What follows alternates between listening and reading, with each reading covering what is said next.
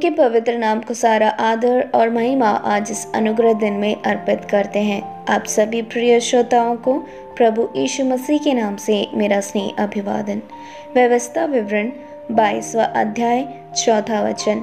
तू अपने भाई के गधे या बैल को मार्ग पर गिरा हुआ देखकर अनदेखी ना करना, उसके उठाने में अवश्य उसकी सहायता करना। पढ़े गए अनुग्रहित वचन से हाथ पकड़कर उठाएं, विषय लेते हुए आज के मनन के लिए प्रभु की शरण में आए। एक सच्चा मनुष्य दूसरों को आदर के साथ नीचे गिरने पर उनका हाथ पकड़कर उनको उठाने वाला होगा। इन बीते दिनों में मैंने एक बुजुर्ग पिता के बारे में इस प्रकार सुना। वो बुजुर्ग पिता प्रार्थना सभा में जाने के लिए निकले, लेकिन उसी समय बहुत तेज बारिश होने लगी। वो प्रार्थना सभा को टालना नहीं चाहते थे, इसलिए वो अपनी कार लेकर निकल गए। रास्ते में मेन रोड से मुड़ते समय उनके पीछे 2 जन स्कूटर से आए। वो आगे निकलना चाहते थे, इसलिए उस कार के पीछे से वो टकरा गए।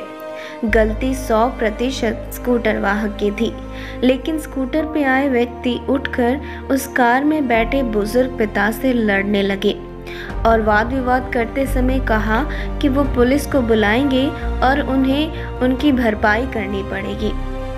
ये सारी बातें होते देखकर वहाँ बहुत सारे लोग बारिश के कारण बिना रुके वहाँ से चले गए, लेकिन एक बाइक पर जाने वाले व्यक्ति ने इन दोनों के वाद विवाद को देखा और वहाँ रुक गया।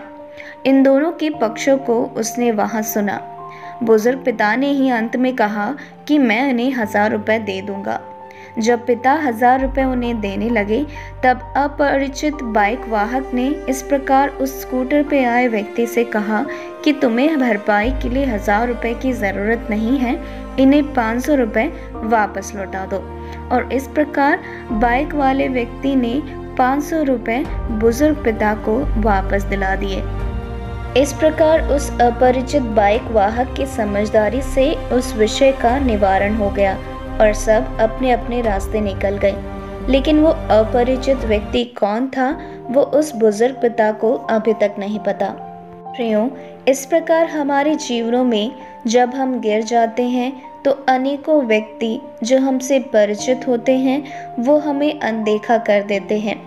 जिनसे हमें अपेक्षा होती है वो हमें अप्रत्याशित रूप से अनदेखा कर कर चले जाते हैं। लेकिन जिन रास्तों और जगहों को हम नहीं जानते, वहाँ हमारे लिए अपरिचित लोगों को प्रभु हमारी मध्यस्थता करने के लिए तैयार करता है। और इस वास्तविकता को आप कभी ना भूलें। 2 व्यक्तियों के बीच के वाद विवाद को समाधान के साथ उनका निवारण करने वाला वो अपरिचित व्यक्ति कौन था, ये प्रभु के अलावा और कोई नहीं जानता। प्रियो, हमें कभी ना कभी कहीं ना कहीं किसी के द्वारा हमारा हाथ भी पकड़कर किसी ने हमें उठाया होगा। किसी को हम जानते होंगे और किसी को हम नहीं पहचानते, लेकिन कोई भी सहायता को हम भूले ना, चाहे वो अनजाने में हुई हो या जानने वालों के द्वारा। इसलिए प्रियो, हमारा हाथ पकड़कर हमें उठाने वाले प्रियजनों को आप कभी ना भूलें। और हम भी उस प्रकार हो कि जब किसी को ज़रूरत हो तभी उनके पास ना जाएं, बल्कि हमेशा सहायता करने के लिए उनके समीप रहें और अपना हाथ बढ़ाकर उन्हें उठाएं।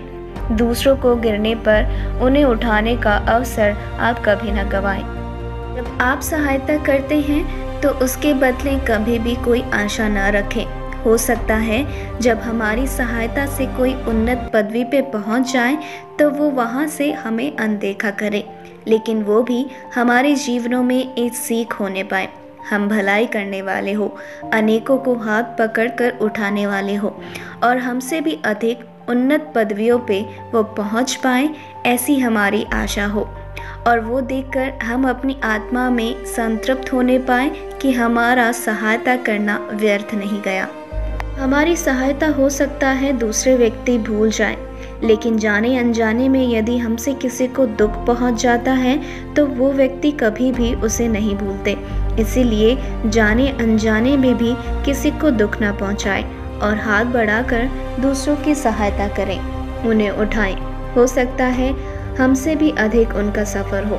जिस प्रकार कहा जाता है कि हमारी आंखें जो नहीं देखना चाहती वो किसी भी हाल में नहीं देखेगी, उसमें उसकी सहायता रोशनी या चश्मा भी नहीं कर सकता। इसलिए हम ये आशा रखें कि जिनको सहायता चाहिए उन्हें देखने के लिए प्रभु हमारी आंखें खोले और हमारे हाथों को बल दे ताकि हम उनकी सहायता कर पाएं। आइए हम प्रार्थना करें।